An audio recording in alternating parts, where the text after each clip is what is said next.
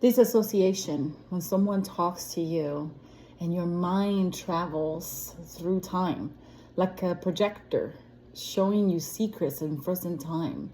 Images of a child in darkness comes up in your mind. The smell of a metal iron, fresh, wasted blood spilled, an old dirty pillow against your flesh. You smell it and it smells like iron and metal.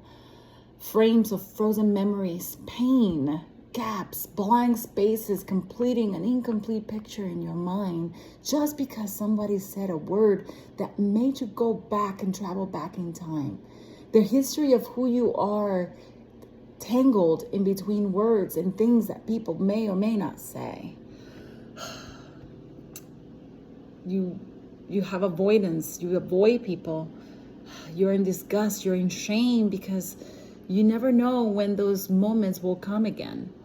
The body remembers and the mind avoids it. How do you know what truly happened when the body reacts and your mind goes blank and your heart races, sweat pouring down your brow, and you feel like you can't control yourself because you start trembling? Oh my gosh, the response is removing yourself from the situation, from the person, from the people that you may love because they might have said something that traveled you back in a time that you don't want to go back to, or that your mind doesn't want to go back to. You caused pain to another person because you had fear of their words, and you're just in disbelief because this photograph of the past continues coming every time this person or something creates that image in your mind. That's PTSD. That's what my life is. That's what the society calls it. PTSD. 4 little letters. PTSD. Post-traumatic stress disorder.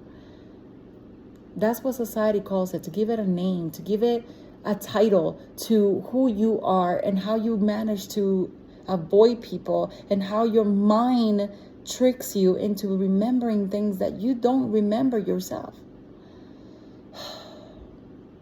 How can you change something that has kept you alive and surviving? Avoiding the world has kept you safe from suffering.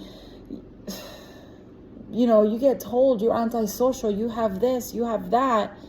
How do I change what is making me mean? What keeps me safe? What I consider the way that I could have an interaction with you is to avoid you.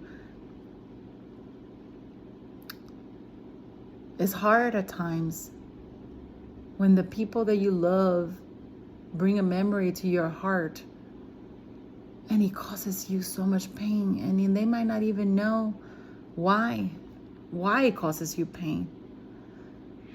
But at the same time, you get angry. Sometimes it's anger what comes out after a certain, it's just a word or a smell that passes you by, that smell like that moment when someone took the most precious thing you had and took your body and did whatever they wanted to with it. And you don't want to smell that anymore. And you run away from it. And you don't want to go outside. And you don't want to talk to people. Or you don't want to even see people.